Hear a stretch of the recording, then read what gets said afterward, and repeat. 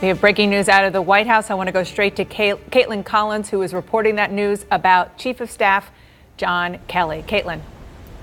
That's right, Dana. John Kelly announced at a senior staff meeting here at the White House yesterday that President Trump asked him to remain on as the Chief of Staff for a little bit longer, at least through 2020, we are told by sources inside the White House. Now, Dana, that's surprising because it comes after weeks of speculation about what seemed to be an imminent departure from John Kelly, who has really lost his power and his standing in the West Wing since he came into the West Wing as the Chief of Staff last year, a year ago yesterday, to replace Reince Priebus. There has been much reporting and speculation about John Kelly lately, even by people inside the White House and even by President Trump himself, who has been polling aides and allies in recent weeks on what they thought of Kelly's performance. And at times he would fluctuate from complaining about Kelly and going off about him in profanity-laced tirades to the next day praising John Kelly in front of other staffers and telling them what a good job he is doing. Now, of course, in the weeks leading up to President Trump's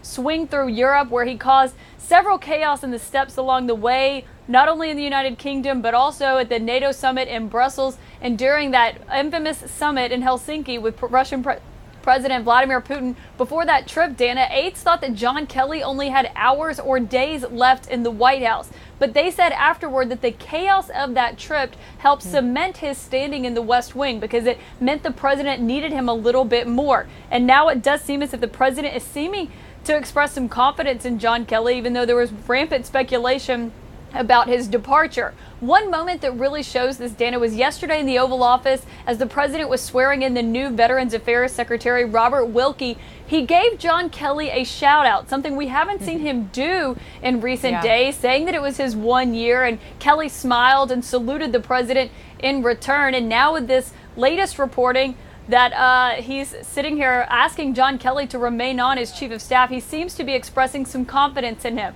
Of course, Dana, this has to come with the caveat that White House officials do not sign contracts. They are not guaranteed any amount of time in any White House, but especially this White House, where this president seems to change his mind sometimes on a near daily basis. But for right now, he does seem to be expressing a vote of confidence in his Chief of Staff, John Kelly.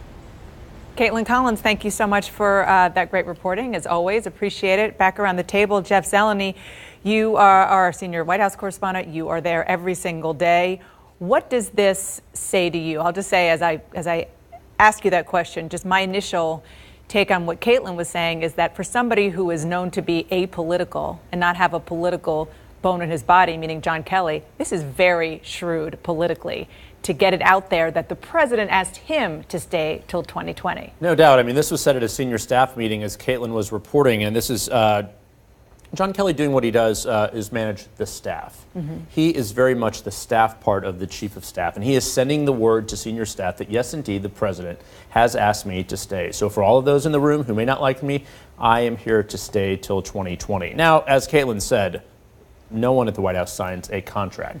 This president, who knows? I mean, I would sign a short-term lease on any office space working in the Trump White House, but it does say this. Maybe more than 10 days. Right, exactly. It does say this, so there's no longer a fear of John Kelly that he has to hold, hanging over him, that he's going to be fired.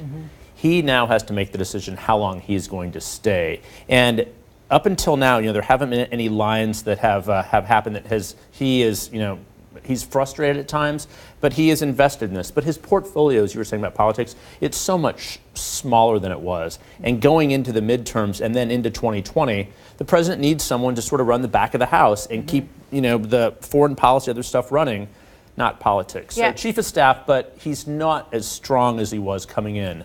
No question. Yeah, I mean, no question about that. You're exactly right. And that was my point about him being shrewd, because he's making this his terms. He's putting this in his terms. He's saying he can stay till 2020.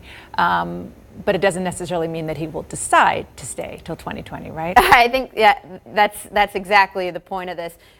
He's really making the point that if he stays, it's going to be because he wants to be there and the president wants him there. And if he leaves, it's going to be because he wants to leave. This is all going to be done on Kelly's terms, whereas before it was really watching what the president was going to do. So for people who are wondering if John Kelly's going to stay or leave, don't watch Trump, watch Kelly. And, it's so interesting because whenever whenever you're, as reporters, we're working on stories about the White House will always emphasize, John Kelly's the chief of staff. He manages the staff. He doesn't manage the president, which former chiefs of staff would laugh out loud at. The chief of staff is really intended to be first among equals. He's the first person the president talks to during the day and the last person the president talks to at night. That is not the role John Kelly is playing in this White House, and it's why but I think that's precisely why the president wants to keep him around, because he doesn't manage this president. And does it also mean that the other people who were floated out there to do the job either wouldn't or couldn't, or a combination of both? Well, that's the question. Who's behind door number 3? I would also like to reflect for a moment on the fact that Reince Priebus was the chief of staff just 1 year ago. Feels like that is crazy. Much longer than that. I mean, if he makes it to 2020, he should get like the 40-year gift that you get at a normal job. Like that would, I don't know what that is, a card or a car. I don't know. It's remarkable to think how many Purple near heart. exit. It's remarkable to think how many near exit or speculated near exit moments that John Kelly has had. Go back to Charlottesville when he just looked outright despondent during the president's press conference. There was a whole Rob Porter fiasco where people thought, his handling of that might lead to his forced exit, family separation. He was the face of that before it happened, talked about it being a deterrent. There were some reports that he said some insulting things about the president and portrayed himself as the savior in the White House. I'm reminded of something that a former Trump aide told me, and I think I mentioned this on this program at the time during the Rob Porter scandal, which is that President Trump doesn't like firing people as much as his reputation suggests. Not at all. There's always some crisis for him to deal with or create, and in the case of John Kelly, no one knows who would replace him.